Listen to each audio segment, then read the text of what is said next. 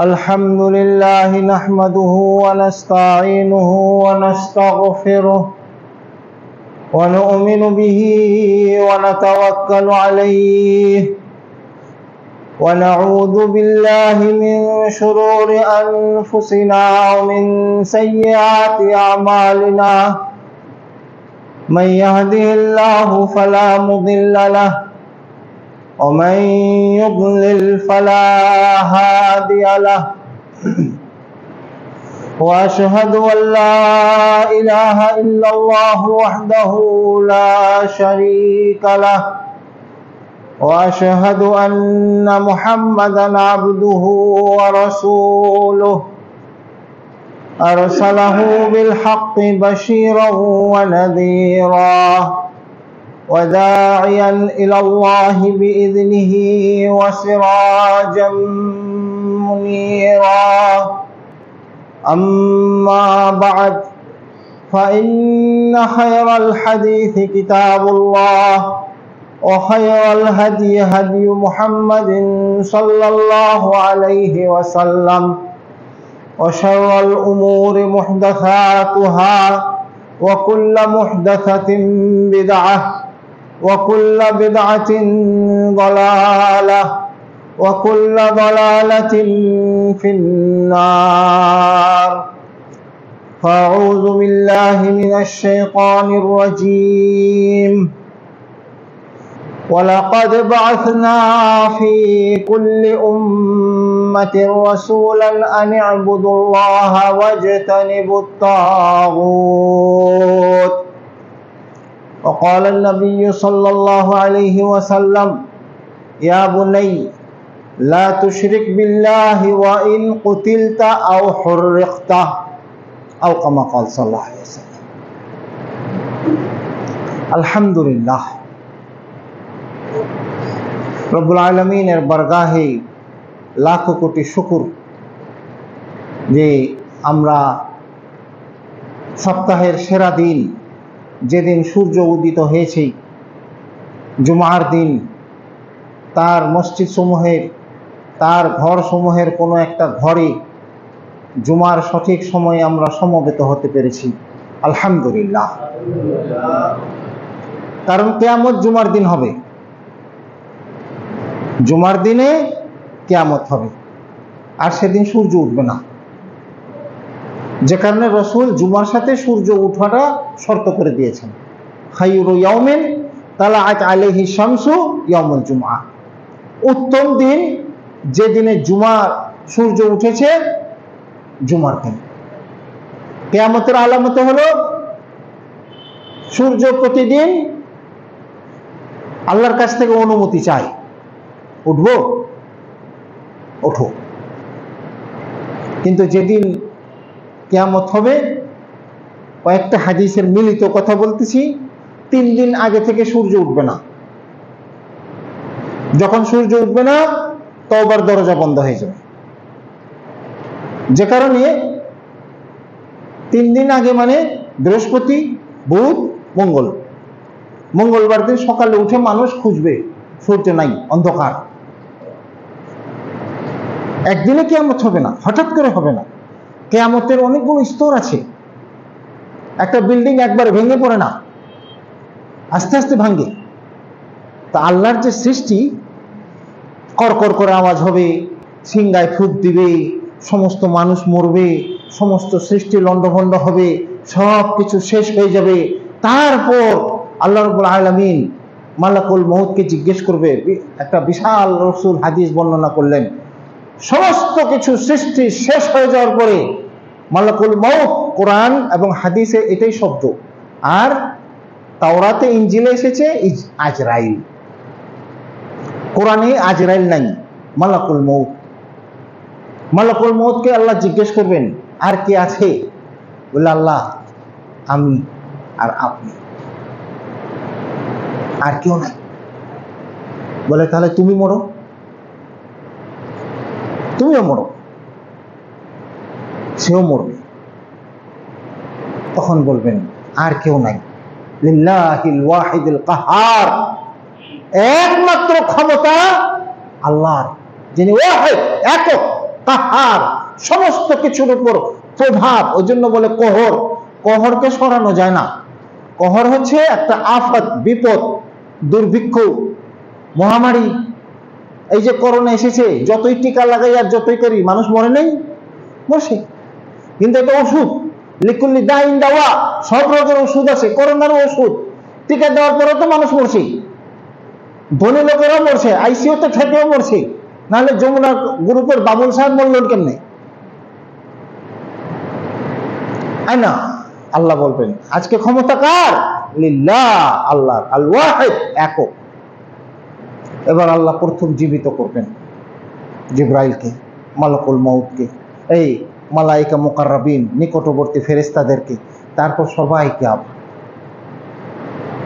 তো জুমার দিনই কিয়ামত হবে, কিন্তু শুরু হবে যে কারণে সালাফদের আমল ছিল, তারা বৃহস্পতিবার দিন বিয়ে করতেন এবং তারা বলতেন যে অন্তত একটা সুন্নত পালন করে মরি, কারণ রাসূলের কাছে উঠতে হবে, যাব যখন, তখন অন্তত যেন এটা হয় যে রাসূল যেন জানে যে অন্তত একটা কাজ তো করেছি।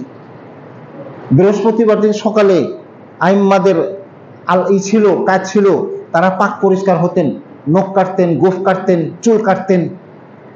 কেন? আগামীকাল জুমা। বৃহস্পতিবার দিন তারা এই কাজগুলো করতেন এবং শুক্রবার দিন খুব সকালে সকালে মসজিদে চলে আসতেন যদি সূর্য উঠত। এই হচ্ছে সালাফদের আমল। কোরআনের একটি আয়াত পাঠ করলাম। এই আয়াত না, এই আয়াত হচ্ছে একটা ইতিহাস। রব্বুল আলামিন মানব সৃষ্টি থেকে শুরু করে কিয়ামত পর্যন্ত একটা ধারার ইতিহাস বর্ণনা করলেন। প্রথম মানব আদম। আদমকে তিনি নিজে শিক্ষা দিয়েছেন। আদম আলাইহিস সালামের মাস্টার শিক্ষক কে ছিলেন? আল্লাহ। আর রহমান খালাকাল ইনসান আল্লামাহুল বায়ান। রহমান, তিনি মানুষ সৃষ্টি করেছেন আর তিনি তাকে শিক্ষা দিয়েছেন। কিন্তু শিক্ষা দেওয়ার পরে মানুষের মধ্যে একটা দোষও দিয়ে দিয়েছেন। গুণের সাথে যদি দোষ না দেয়, আলোর সাথে যদি অন্ধকার না দেয়, টাটকার সাথে যদি বাসি না দেয়, ভালোর সাথে যদি মন্দ না দেয়, তাহলে গুণের পরিচয় থাকে না। হ্যাঁ, আদম জ্ঞানী, আদম পণ্ডিত, আদম সেরা, আদম সম্মানিত, আদম সবকিছু। আদমের মধ্যে একটা দোষ দিয়ে দিলেন, কি? নিসিয়ান, ভুলে যাওয়া। স্বাভাবিক ব্যাপার না? মারাত্মক ব্যাপার। ডাক্তার যদি একটু ভুল করে, হাওয়া। হ্যাঁ, কারেন্টের মিস্ত্রি যদি একটু ভুল করে, হাওয়া। যে কোনো, যত বড় মানুষ তত বড় ভুল, তত বড় অপরাধ। ছোট মানুষের ভুল ছোট অপরাধ, বড় মানুষের ভুল। যে কারণে রাসূলুল্লাহ সাল্লাল্লাহু আলাইহি ওয়াসাল্লাম সাহাবী আবু যর আল গিফারি রাদিয়াল্লাহু আনহু, এত মর্যাদাবান সাহাবী, এত সাহসী সাহাবী, অকুত ভয়, তার ভাইকে পাঠালেন মক্কায়। দেখো তো, কে যেন বাপদাদার রীতিনীতির বিরুদ্ধে কথা বলতেছে। উবুদুল্লাহ ওয়ালা তুশরিকু শাইআ, বাপদাদার এই আল্লাহর ইবাদত করো আর সব কিছু বাদ দিয়ে দাও। উতরুকু মা ইয়াকুলু আবাউকুম, তোমাদের বাপদাদা এতদিন যা বলছে সব বাদ দাও। এই বাপদাদার রীতিনীতি, কালচার সব বাদ দিতে হবে। সমাজের বিরুদ্ধে, রাষ্ট্রের বিরুদ্ধে, সব প্রথার বিরুদ্ধে বলতেছে একজন মক্কায় দাঁড়িয়ে। কেন? মক্কা হচ্ছে সেন্ট্রাল, সারা আরবের সেন্ট্রাল পয়েন্ট। ওই জন্য মক্কার কাবা ঘরে 360টা দেবদেবী। 360টা দেবদেবী মক্কাবাসীরা নাইনি, সারা আরবের বিভিন্ন গোত্র ওই মূর্তিগুলো তাদের কাবা ঘরে রাখতো। কারণ তখনও হজ ছিল, তখনও সারা আরব থেকে লোকজন হজে আসতো। আসলে চিনত, এটা অমুক, এটা অমুক, এটা লাত, এটা উজ্জা, এটা হুবল, এটা অমুক তমুক। আর এগুলোর ঠিকাদার ছিল কে? আবু লাহাব। কাবা ঘরের মূর্তিগুলোর দেখশন করতে কে? আবু লাহাব। তা আবু লাহাব ছিল মূর্তির ঠিকাদার, আর আবু লাহাব ছিল মালের ঠিকাদার। এই যে এত মাজারের মধ্যে কি কেউ খালি হাতে যায়? মাল কিছু নিয়ে যায়, বাবার নামে দেয়, তো বাবা নেয় না চাচা নেয়? বাবা তো শুয়ে রয়েছে, এখন বাবার নামে চাচারা ভাতিজারা খায় নাকি? আবু লাহাব ছিল ওই যে বাবার ভাই চাচা, যে কারণে তো সে পাথর ছুঁড়ে মারলো যখন রাসূল বললেন তাওহীদের দাওয়াত দিলেন। কারণ সে বুঝে গেছে আমার ঠিকাদারি ব্যবসা বন্ধ করার চিন্তা করতেছে ভাতিজা, এখন আর ভাতিজা চাচা ভাতিজার ব্যাপার দরকার নেই, গান্দার মধ্যে যে হাত দেবে সে গান্দা। তো এই আয়াতটা হচ্ছে একটা ইতিহাস। আল্লাহ রাব্বুল আলামিন আদম আলাইহিস সালামকে তৈরি করলেন, তার ভিতরে একটা দোষ দিয়ে দিলেন, নিসিয়ান, ভুলে যাবে। কেন ভুলে যাবে? কারণ যখনই ভুলে যাবে তখনই মনে করবে। ওই জন্য কথা বলে যতই জানিবে ততই শিখিবে, যতই শিখিবে ততই শিখছেন, ভুলে গেছেন। রমজানের কথা মনে আছে এখন? নাই। আবার শাবান মাস আসবে, আবার বই খুলবেন, রোজা কি, তারাবি কেমনি, আবার হাফেজ সাহেবরা প্র্যাকটিস করাবেন, সবকিছু এক এক সময়। ভুলে গেছেন। আজকে আরবি মাস জমাদিউল সানি, জমাদিউল উলাতে ঢুকে গেছি। সানি, রজব, শাবান, রমজান চলতেছে। ওয়াযাক্কির, আর তোমরা আলোচনা করো, ফাইন্না যিকরা তানফাউল মুমিনিন, কারণ এই যে আলোচনাটা করবে, এই আলোচনাটাতে যারা প্রকৃত ঈমানদার তাদের উপকার হবে। আল্লাহ বলতেছে আদমকে ভুলে গেল, ফানাসিয়া আদামু ফাগাওয়া, আদম ভুলে গেল আর সে গুমরাহ হয়ে গেল। তো গুমরাহ হয়ে যাওয়া মানে ইসলাম থেকে বের হয়ে যাওয়া না, এটা হচ্ছে একটা বিভ্রান্ত আকীদা, যে কোনো মানুষ যদি কোনো একটা অন্যায় করে, এই অন্যায় করার কারণেই সে ইসলাম থেকে বেরিয়ে যাবে না। সে যত বড় অন্যায় করুক, এমনকি খুন করুক, তারপরে সে ইসলাম থেকে বেরোবে না। ইসলাম থেকে বের হওয়ার পন্থা একটাই, যদি সে এই পন্থাতেই মৃত্যুবরণ করে, মুশরিক অবস্থায় মৃত্যুবরণ করে, কুফরি অবস্থায় মৃত্যুবরণ করে, তাহলে সে ইসলাম থেকে বেরিয়ে গেল। বুঝতে হবে। রাসূলের সাহাবী কোথায় কোথায় আলোচনা করতে করতে ফাট করে কসম করে ফেললো, আরে লাতের কসম করে বলতেছি, হ্যাঁ লাতের কসম, তুমি ইসলাম থেকে বেরিয়ে গেছো। আল্লাহ রাসূলের কাছে যে বলতেছি, ইয়া রাসূলুল্লাহ, আমি মনে থেকে বলি নাই, মনে থেকে বলি নাই, এটা গোসার কারণে জিভের উপর মুখ দিয়ে বেরিয়ে গেছে, মুখ ফসকে বেরিয়ে গেছে, আগের দিনের অভ্যেস। আল্লাহ রাসূল বলতেছে কুল লা ইলাহা ইল্লাল্লাহ, তখন লাতের কসম খাইছো, এখন কও লা ইলাহা ইল্লাল্লাহ, বস হয়ে গেল। ওই কারণে তো ইসলামে কসম কয় প্রকার? 3 প্রকার। কসম 3 প্রকার, শপথ 3 প্রকার, প্রতিজ্ঞা 3 প্রকার, এক প্রকার না।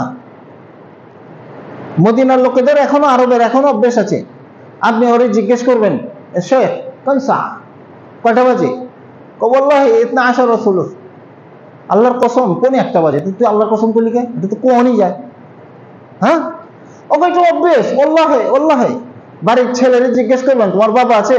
ওয়াল্লাহি মাফি ভাই, না বাড়িতে, ওয়াল্লাহি। এটা ওদের একটা গদ।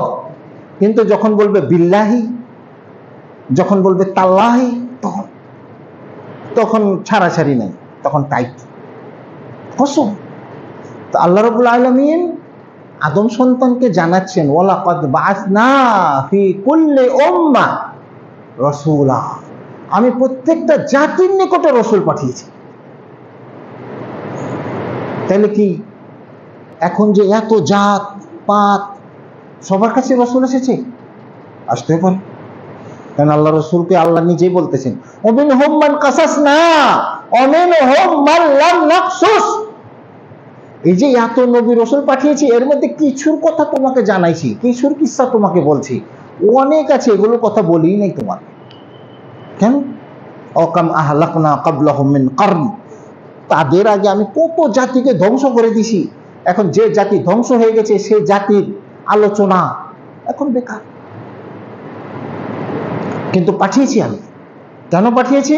আনি আবুদুল্লাহ, আল্লাহর ইবাদত করবে, ওয়াজতানিবুত তাগুত, এবং তাগুত থেকে বিরত থাকবে। আমার দাওয়াত একটাই, মিশন একটাই, প্রোগ্রাম একটাই, সাবজেক্ট একটাই,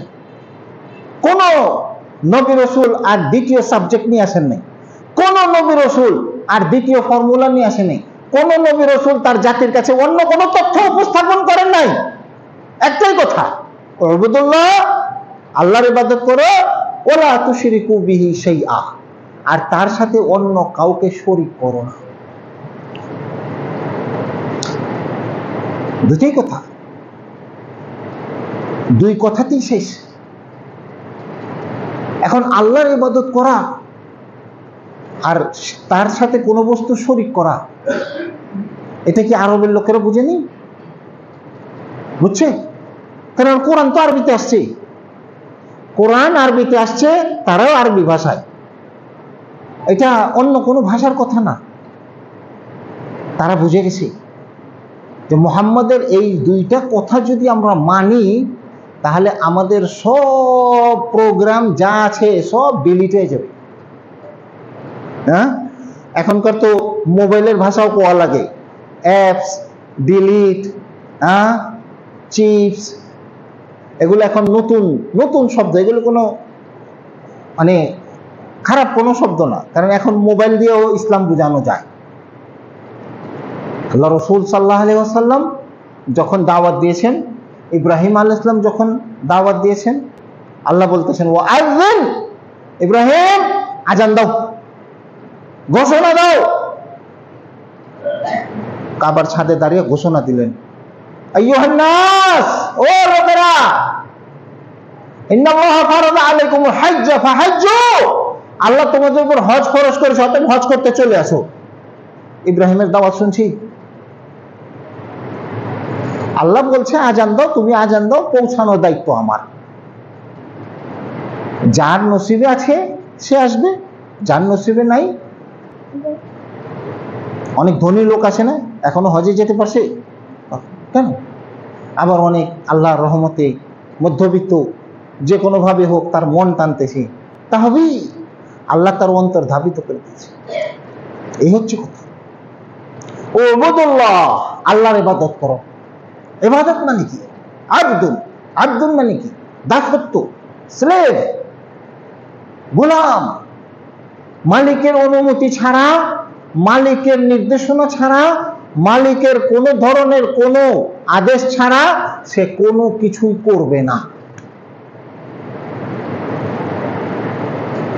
কুল্লু মাউলুদিন ইউলাদু আলাল ফিতরা, প্রতিটা শিশু জন্ম নিতেছে ফিতরাতের উপরে, দ্বীনের উপরে, এই ইবাদতের উপরে। যেভাবে হোক জন্ম নিতেছে। যখন শিশু 120 দিনের হয়, তখন আল্লাহ জরায়ুতে একজন ফেরেশতা পাঠান এবং তাকে নির্দেশ দেন, কুম বিইذনিল্লাহ, আল্লাহর নির্দেশে তুমি এবার গঠন হতে থাকো। কম গঠন হওয়া, গঠন হতে থাকো। 120 দিনের পরই শিশু জন্ম নেয়। আল্লাহ কোরআনে বলে দিয়েছেন একজন মানুষের সৃষ্টি কিভাবে। প্রথম পানি, আমশাজ নাবতালি, দুই মাতা পিতার পানিকে মিলানো হয়। এখন ডাক্তাররা বলতেছে ওই পানিও পড়া হয়। আল্লাহ, সুস্থ স্বাভাবিক দম্পতি, স্বামী স্ত্রী, সন্তান হচ্ছে না কেন? সেলগুলো ডেড, মরা। এখন ওগুলোকে আবার ফার্টিলাইজার করে। আগে খেতে সার দিত, এখন মানুষের সার খাওয়ায়, খাওয়ায় একটু তরতাজা করে। আল্লাহ বিজ্ঞান দিয়েছেন, বিজ্ঞানের সাথে কোরআনের কোনো সংঘর্ষ নাই। এটা যারা অমুসলিম, যারা মুসলমান না, তারা স্বীকার করতেছে। তারপর সুম্মা আলাকাতান, তারপর একটা রক্তের পিণ্ড হয়। তারপর মুখাল্লাকাতান গায়রু মুখাল্লাকাতান, তারপরই হয় সেটা কি সৃষ্টি হবে না হবে না। এরপর যখন সৃষ্টি হয় তারপরে চলে আসে। আল্লাহ তাই বলতেছেন, ফালাম্মা হামালাতু হামলাতান খাফিফাতান, যখন সন্তানের গর্ভটা হালকা থাকে, মানে মাত্র হইতেছে, দাআউল্লাহ, তখন মা বাপ দুজনই আল্লাহর কাছে দোয়া করতে থাকে, আল্লাহ আল্লাহ আমাদের একটা সন্তান দাও, আল্লাহ একটা সন্তান দাও, আল্লাহ একটা সন্তান দাও, সন্তান দাও, সন্তান দাও। আল্লাহ বলি। তারপর যখন গর্ভ ভারী হয়, যখন দিন বাড়ে, ইদাহুম ইউশরিকুন, শিরক করা শুরু করে। 5 মাস হলে স্বামীর কয় বাজার থেকে 5 রকমের ফল আনো, হ্যাঁ বাজার থেকে 5 রকমের ফল আনো। নবী কয় পদের ফল খাইছে? নবীর তো প্রথম স্ত্রীর ঘরে 4টা ছেলে 4টা মেয়ে হয়েছে, আবু বকরের ঘরে অনেকগুলো ছেলে হয়েছে, আরে আলীর ঘরে 10টা ছেলে হয়েছে, শত শত সাহাবীর ঘরে শত শত সন্তান হয়েছে। 5 ফল খাওয়ার হাদিস আছে, আসার আছে। মুসলমান, হ্যাঁ এটা আমাদের সংস্কৃতি। আমার মায় খাইছে, তার মায় খাইছে, তার মায় খাইছে, তার মায় খাইছে। এরা তো হিন্দুদের থেকে আসছে। 7 মাস হয়েছে, এখন পুরো আত্মীয় স্বজনদের খবর দাও আমার বউ 7 মাস। নাউজুবিল্লাহ। আরে আল্লাহ রাসূল বলছে খাতনা করো, যখন বাচ্চার খাতনা করো লুকায়া করো, এটা একটা শরমের কাজ। আমরা ডোল পিটাই, বাজনা বাজাই, গাড়ি ভাড়া করি, গোষ্ঠী শুদ্ধ খাওয়াই। কেছে ভাই আমার ফোলা সোনা কাটাইনি আইন যে, হ্যাঁ আর আমরাও কত খুশির চেপে বড় বড় সালামি নিয়া। মুসলমান, আল্লাহ রাসূলের 4টা ছেলে না 5টা ছেলে হয়েছিল। 5টা, কয়টা ছেলে? 5টা ছেলে হয়েছিল। আবু বকরের ছেলে আছে, ওমরের ছেলে আছে, ওসমানের ছেলে আছে, আলীর ছেলে আছে। আল্লাহ রাসূল বলছে এটা একটা শরমের কাম। ইব্রাহিম আলাইহিস সালাম বুড়ো বয়স, তখন আল্লাহ ইব্রাহিমকে বলেন ইব্রাহিম খাতনা করো। এই বুড়া বয়সে কার কাছে যাম খাতনা করার জন্য? নিজেই কোদালের মাথা ধার করে নিজেরটা নিজে কাটছে, আমরা আঙ্গুল কাটা পারব? এই জন্য ইব্রাহিম আল্লাহর খলিল, কারণ ইব্রাহিমকে আল্লাহ যখনই যে অর্ডার দিয়েছে তখনই সেটা মানছে। আল্লাহু আকবার। ইব্রাহিমকে বলছে ইব্রাহিম তোমার ছেলেকে জবাই করো। আল্লাহু আকবার। ইব্রাহিম তোমার বউকে ছুঁয়ে আসো, চেখে আসছে। তোমার বাচ্চাকে দিয়ে দাও, দিয়ে দিচ্ছে। যখন যেটা বলছে, ওই জন্য আল্লাহ বলতেছে ওয়াত্তাখাযাল্লাহু ইব্রাহিমা খালিলা। আর আল্লাহ পুরো আদম সন্তানের মধ্যে একজনকে গ্রহণ করেছে খালিল, বন্ধু। আমরা তো বন্ধু মনে করি একটাই নাকি? এখন আবার একটু শব্দ বাড়ে, বেস্ট ফ্রেন্ড। ফ্রেন্ড আবার বেস্ট ফ্রেন্ড মানে বগল তলার বন্ধু নাকি? যার কাছে আমার সব খবর আছে। আরবিতে ফ্রেন্ডের আরবি 4টা। কয়টা? 4টা। তাহলে বন্ধু 4 রকমের হয়। 1 সাদিক, মানে যে সত্যবাদী আপনার কাছে, টাউটার না। 2 হাবিব, পছন্দের মানুষ। 3 রফিক, যার প্রতি আপনি দুর্বল, না দেখলে ভালো লাগে না। সপ্তাহে একদিন দেখা না হইলে হ্যালো দোস্ত কই আছো তুমি, কই খবর নাই তোমার, রফিক। ওই জন্য আল্লাহ রাসূল দোয়া করতেছে আল্লাহুম্মা আলহিকনি বির রফিকিল আলা।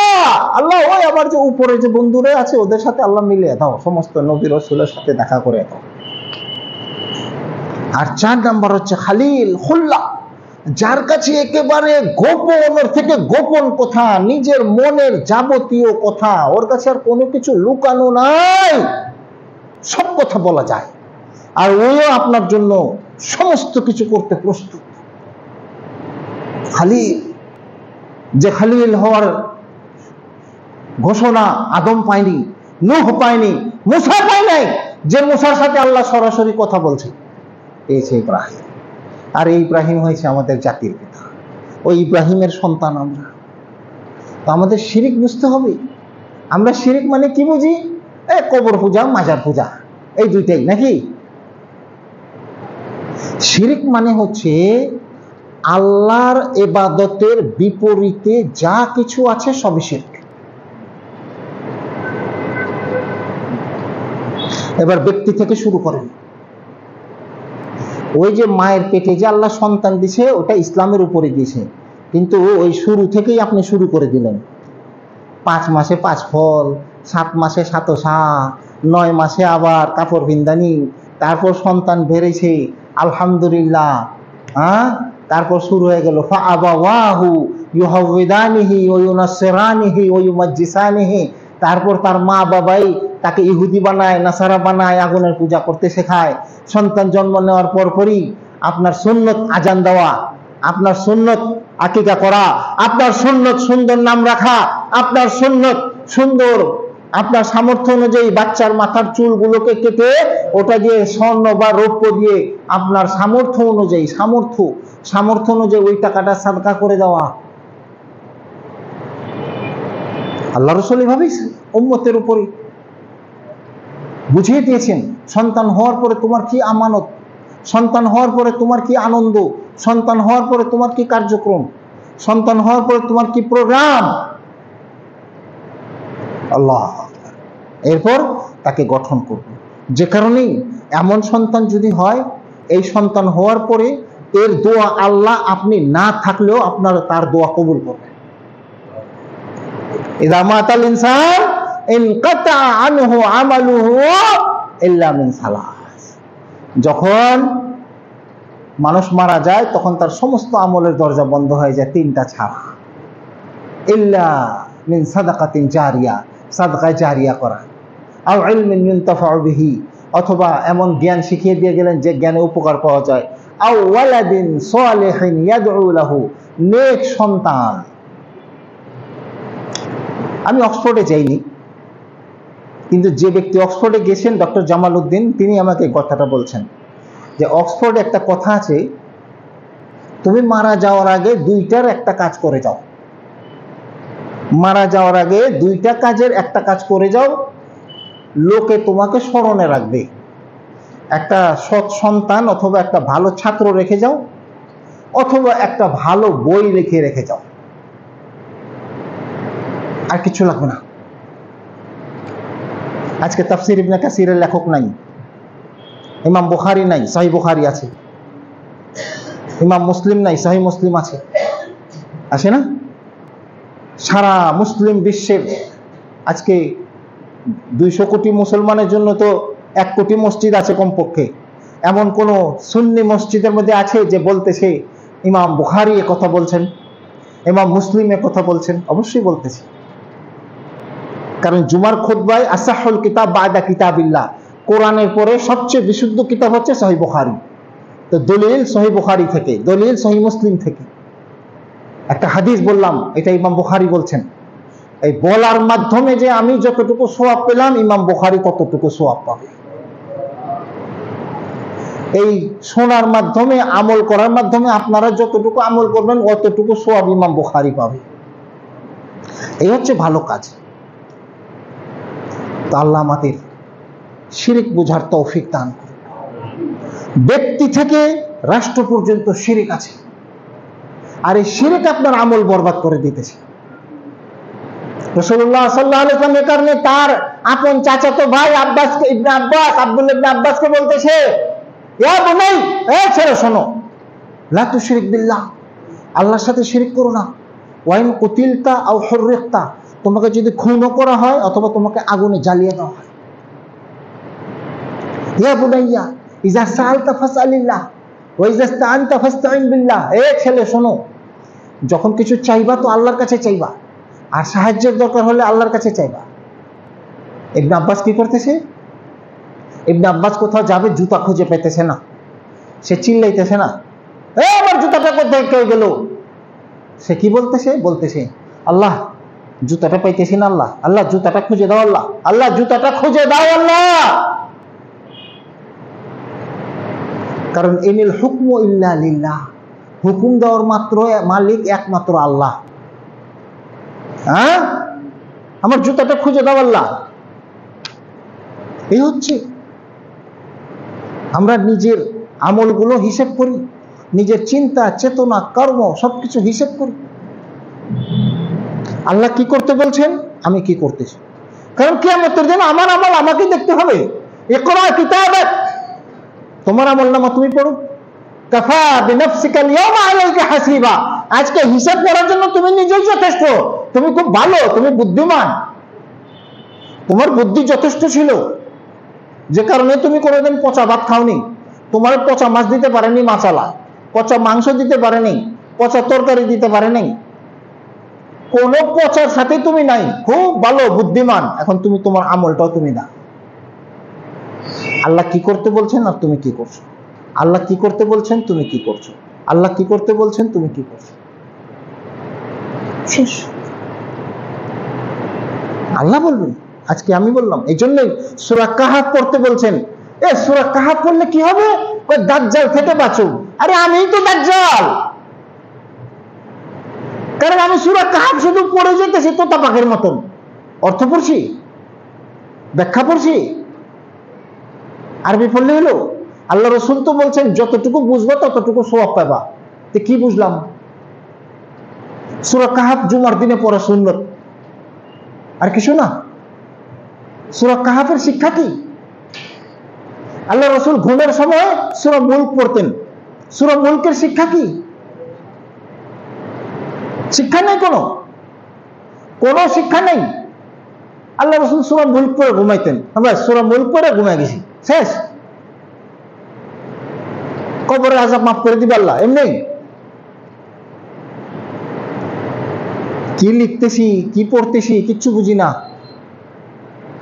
তাহলে পাস করুন। প্রশ্ন দিছে 3 আর 2 কত? উত্তর লিখলাম 8, হইব? তো সূরা মুলকের কথা তো তাই। সূরা মুলক 30টা আয়াত। আল্লাহ শুরুই করলেন তাবারাকাল্লাযী বিয়াদিহিল মুলক, সমস্ত ক্ষমতা সেই বরকতময় মণ্ডিত ব্যক্তি। এ বেড়া, তুমি যে ঘুমাইতেছো, ঘুমাইলে কিন্তু তোমার আর চেতন নাই। তুমি কি ডাইনে না বামে, উফতা না সোজা, মাথার দিকে পাও গেছে না পায়ের দিকে মাথা গেছে? এই জন্য আমাদের ছাত্র অবস্থায় আমরা লুঙ্গি পরলে গিট দিয়ে ঘুরতাম, আর পায়জামা পরে ঘুমানোর অভ্যেস, যে কাপড় যেমন না উঠে। সাবধান, সতর্ক। ঘুমে থেকে উঠা বসো, ঘুমে থেকে ওঠার পরে দোয়া পড়ো। আল্লাহ রাসূল ঘুমের আগে কতগুলো আমল করতেন। এইটাই শিরক মানে কবরে যাওয়া না, শিরক মানে মাজারে যাওয়া না, শিরক মানে পীরে যাওয়া না। ঘরে বসে বসে শিরক হয়। আপনি ঘরে বসে বসে শিরক করবেন কেন? আল্লাহ আপনাকে যেটা করতে বলেন না সেটা আপনি করতেছেন, এটাই তো শিরক। আর কি চাই? আল্লাহ যেটা করতে বলেন নাই ওটা করতেছেন, ওটাই তো শিরক। এবার নিজে যোগ বিয়োগ করেন, কারণ আপনাকে যোগ বিয়োগ করতে হবে, আল্লাহর সামনে দাঁড়াতে হবে, হিসাব দিতে হবে। যোগ বিয়োগ আপনি করবেন। তখন কি করবেন? খাতা দেখে তো কি কয়, আমাদের স্যারেরা বলতেন যে সব বেড়াই পরীক্ষার হলেতে বাইরে জিগাইলি কয় পরীক্ষা কেমন দিছ? কয় স্যার সব দিছি। পাস করবি তো বেড়া, তখন হাইসা কয় স্যারে তো জানে কোন ছাত্র কেমন, নাকি? পাস করবি তো বেড়া, 5 নাম্বার উঠবো তো? উঠবো স্যার। আচ্ছা দেখা যাবো না, যা দিছস তো দিসতি। আল্লাহ তো জানে কোন বান্দা কিরকম, নাকি? আল্লাহ জানে না? এখন আমল নামা সামনে রাখবে, রাখার পরে আল্লাহর ফেরেশতারা করবে, আল্লাহ এই তো ফার্স্ট ডিভিশন পাইনি, এ গ্রেড পাইনি, কলেজে ভর্তি হয়ে যাবে না।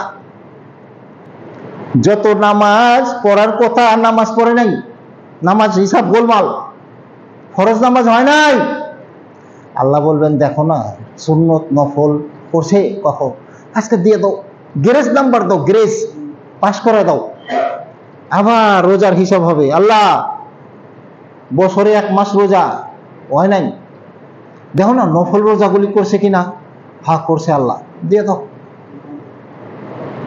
যাকাত দেয় নাই, আল্লাহ দেখো না দান সাদকা খায়রাত করছে কিনা, হা করছে, আচ্ছা দিয়ে দাও। আল্লাহ হজ করছে বান্দায়, তাও ঠিক মতন করেনি, আচ্ছা দেখো না উমরা করছে কিনা, হা করছে, সব ঠিক আছে। প্রথমটার মধ্যে কি আল্লাহ কোনো আপোষ করছে? আল্লাহ নামাজও পড়ছে, আল্লাহ আল্লাহ আকবারও কইছে, আল্লাহ আবার ব্যায়ামও করছে, আল্লাহ স্লোগানও দিছে, আমার ভাই তোমার ভাই। হ্যাঁ ও আল্লাহ 5 ওয়াক্ত নামাজ পড়ছে, নামাজের সময় নামাজ পড়ছে, আসর নামাজ পড়ে গিয়ে মিছিল করছে। ঘরের মধ্যে বড় একটা নেতার ফটো লাগাইছে, লা ইলাহা ইল্লাল্লাহ সিলমারুম বিসমিল্লাহ।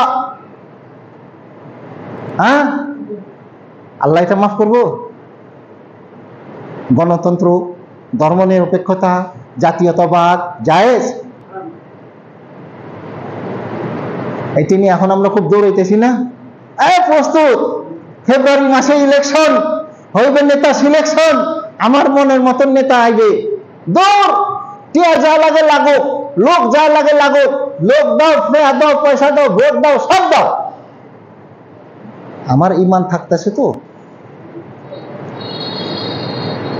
ওই জন্যই ঘরে ঘরে শিরিক হইতেছে, ব্যক্তি ব্যক্তির ভিতরে শিরিক ডুবে আছে। মুহাব্বত, এই ভালোবাসাটাকে ছাড়াইতে হবে, তাহলে ইবাদত করবেন। আল্লাহর ইবাদতের সাথে আর কোনো কিছুকে শরীক করা যাবে না।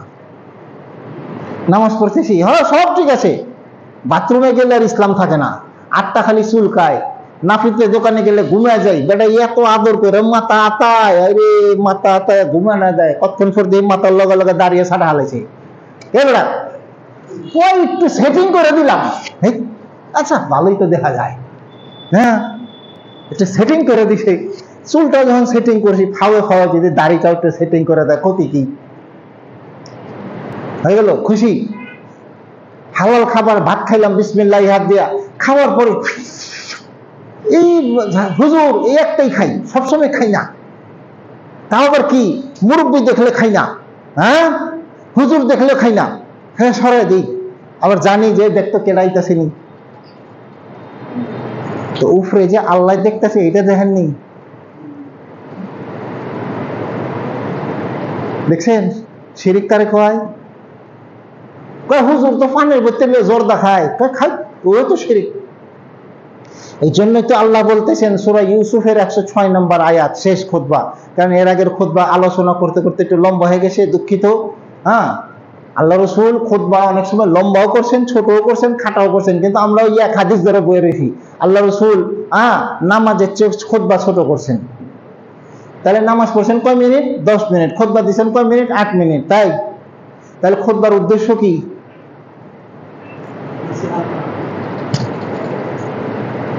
আমরা ডিজিটাল টাইম, ওই যে বাপদাদার টাইম ধরে দিছে, আমার আজকেও কইতেছে এই যে বেশি কইেন না, কথা অত বেশি করার দরকার নাই, আলহামদুলিল্লাহ কথা কইতাম না, টাইম মতনই নেমে যাই আম, ঠিক আছে। তো ভাবেন কোনটা আল্লাহর হুকুম আর কোনটা আল্লাহর হুকুম না। শেষ। বাইরে এলে বোরকা পিনবেন, ঘরের ভিতর বোরকা নাই, ঘরের ভিতর হিজাব নাই, ঘরের ভিতরে মহিলাদের কোনো আমল নাই, আজান হইতেছে, জোহরের নামাজের সময়, রান্না বান্না ব্যস্ত, আগে রান্না বেরা লই, গোসল টোসল করে লই, তারপর নামাজ পড়ুন, শিরিক। কেন?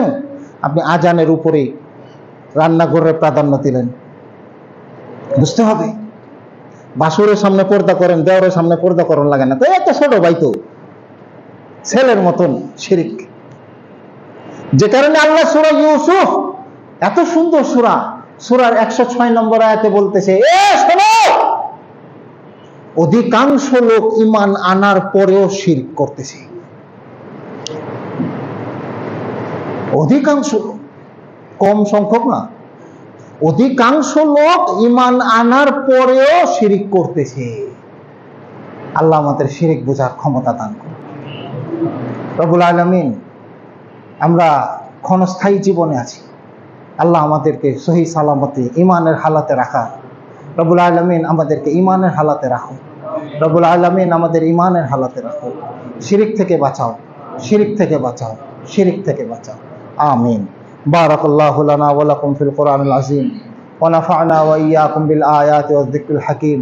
ইন্নাহু তাআলা জাওয়াদুন কারীমুম মালিকুম বাররুর রাউফুর রহিম।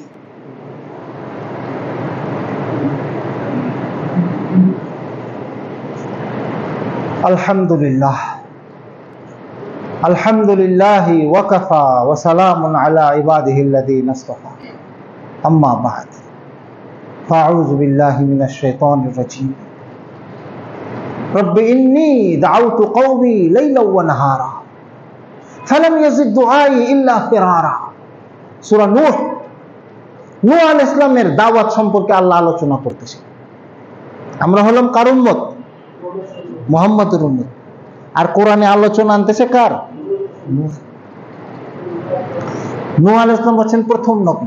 মানুষ যখন গুমরাহিতে লিপ্ত হয়ে গেল, শিরকে লিপ্ত হয়ে গেল, কুফরিতে লিপ্ত হয়ে গেল, তখন আল্লাহ নূহ আলাইহিস সালামকে পাঠালেন, যাও তুমি তোমার কওমকে দাওয়াত দাও, তুমি তোমার কওমকে বুঝাও, তুমি তোমার কওমকে আবার আল্লাহর ইবাদত কি জিনিস বুঝাও, তাদেরকে কি শিরিক কি বুঝাও। নূহ আলাইহিস সালাম আল্লাহর কাছে বলতেছে, রব্বি, ও আল্লাহ, ইন্নী দাআউতু কওমি লাইলান ওয়া নাহারা, আল্লাহ আমি আমার কওমকে দিনে রাতে দাওয়াত দিতেছি, আল্লাহ ফালাম ইয়াজিদ দুআই ইল্লা ফিরারা, এদেরকে যতই ভালো কথা বলি তাদেরকে দাওয়াত দিয়ে এরা পলায় যায়। আমাদেরও পালানোর অভ্যেস হয়ে গেছে, খালি জুমার খুতবাটা খালি নামাজের জন্য আর কি, কিছু ভাই আছে ঠেকায় পড়ে জুমার দিনে আসি নাকি। আর নাহলে যদি জুমার যদি এরকম হইতো জোহরের নামাজের মতন যদি আবার ফিরে জোহর করম যেত জুমাটা, তাহলে ঘরের মধ্যে সে জায়গা করে লইতাম। জুমার দিনে জুমার খুতবার আগে আসতে হবে মসজিদে, যত কাজ থাকুক, সরকারি ছুটির দিন আল্লাহ আমাদের জন্য সুযোগ দিয়ে দিয়েছে, তাড়াতাড়ি আসতে হবে। এটা হচ্ছে দাওয়াত। এই মসজিদে আজকে বাদ মাগরিব আমি ইনশাআল্লাহ দাওয়াত তাবলীগের উপর আলোচনা করব, আপনাদের সবার দাওয়াত ইনশাআল্লাহ। আল্লাহ এই সমাবেশে আবার আসার তৌফিক দান করুন। আমাদের মাঝে রাসূলুল্লাহ সাল্লাল্লাহু আলাইহি ওয়াসাল্লাম অনেক দোয়া শিক্ষা দিয়েছেন, তার মধ্যে দুটো দোয়া বলবো আজকে। আল্লাহ রাসূল বলতেছেন, আল্লাহুম্মা ইন্নী আউযু বিকা মিন আন উশরিকা, আল্লাহ বাংলায় দোয়া করেন, আল্লাহ যে বাংলা বুঝে না তা না, সব বুঝে। আল্লাহ আমার জানা অজানা ছোট বড় সকল গুনাহ মাফ করে দাও আল্লাহ। ফরজ সালাতের পরে দোয়া কবুল হয়, দিনে রাতে দোয়া কবুলের কয়টা সময়? 37টা সময় আছে। কয়টা? 37টা সময় আছে আপনার দিনে রাতে দোয়া কবুল হয়। এর মধ্যে কয়েকটা মক্কার সাথে জড়িত, যেমন জমজম পানি খেয়ে দোয়া কবুল হয়, তোয়াফ করে দোয়া কবুল হয়, সাফা মারওয়া দোয়া কবুল হয়, আরাফার ময়দানে দোয়া কবুল হয়, কোরবানির পরে দোয়া কবুল হয়, ওগুলো আলাদা। এছাড়া আমার জীবনে এই ঘরে বসেও যে সময়গুলো আছে, যেমন আজানের পরে দোয়া কবুল হয়, তাহলে দিনে রাতে 5 বার আজান শুনতেছি, আজানের পরে দোয়া কবুল হয়, আজান ইকামতের মাঝখানে দোয়া কবুল হয়, দান করলে দোয়া কবুল হয়, মাতা পিতার সাথে সাক্ষাৎ করে দোয়া কবুল হয়, দেখছেন। তারপর নামাজের পরে দোয়া কবুল হয়, ফরজ নামাজের পরে। তারপর জুমার দিনে আসরের পর থেকে মাগরিব পর্যন্ত দোয়া কবুল হয়। এগুলো দোয়া কবুলের সময়। এই সময়গুলোতে আমাদের দোয়া করা দরকার। বিশেষ করে আমরা যারা নামাজি আছি 5 ওয়াক্ত ফরজ সালাতের পরে দোয়া করা। আল্লাহ রাসূল সাল্লাল্লাহু আলাইহি ওয়াসাল্লাম সকালে সন্ধ্যায় এত দোয়া পড়তেন যে আমরা যদি ওই দোয়াগুলো পড়ি তাহলে আমাদের মিনিমাম বলতেছি, কোনো দোয়া আছে 10 বার, 7 বার, 3 বার, 1 বার, 100 বার এরকম করে পড়তেন। দোয়াগুলি পড়া দরকার। আল্লাহ আমাদের তৌফিক দান করুন। শিরিক থেকে বাঁচেন, আল্লাহর কাছে দোয়া করেন, আল্লাহ আমি তোমার থেকে শিরিক করা থেকে বাঁচি, এবং যে কাজগুলো দ্বারা শিরিক হয় সেগুলো আমাকে থেকে বাঁচাও, আমি যেন ওগুলোতে জড়িত না হয়ে যাই। দুটোই দোয়া। আল্লাহ আমাদেরকে এভাবে দোয়া করার তৌফিক দান করুন। হুজুর বাড়া করে দোয়া হয় না? হ্যাঁ, আমার ওস্তাদ বলতেন আব্দুল সাত্তার তিরিশালী হাফিজাহুল্লাহ রাহিমাহুল্লাহ, ব্যাককল চিনকারী জানো? ফয়সাওয়ালা ব্যাককল মৌলবি ভাড়া করে নিয়ে যায় বাড়ির মধ্যে খাওয়াই লোয়ায় দোয়া করে, আর মৌলবি দোয়া করে রব্বির হামহুমা কামা রাব্বায়ানি সাগীরা। হ্যাঁ, মোল্লায় দোয়া করে রব্বির হামহুমা কামা রাব্বায়ানি সাগীরা, ও আল্লাহ আমার মা বাপের উপর রহম করো। আর ব্যাককল বেটারা কয় আমিন।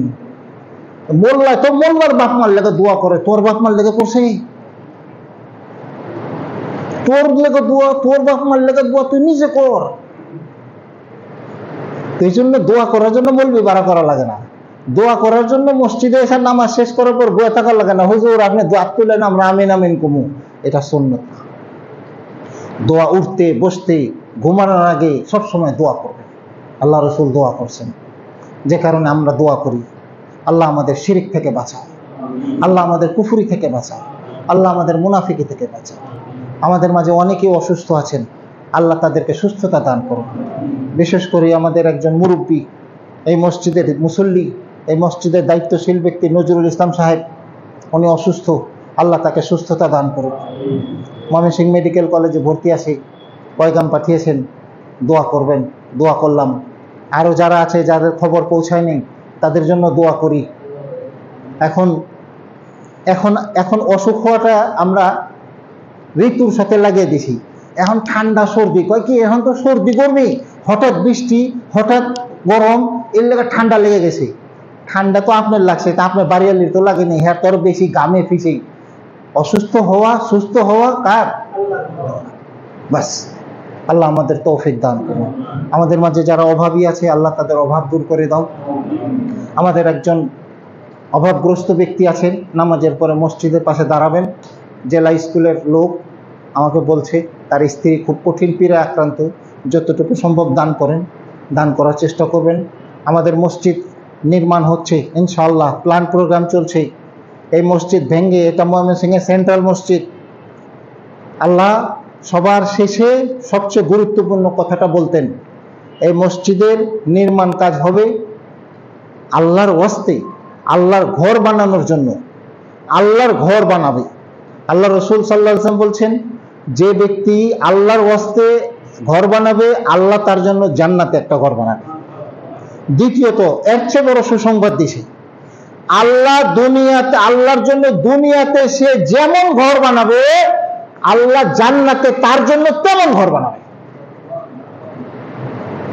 তো এই ঘরে আপনার যতটুকু সহযোগিতা করা দরকার, যতটুকু আপনার যে পরিমাণ আছে তার থেকে দেওয়ার আল্লাহ আমাদের তৌফিক দান।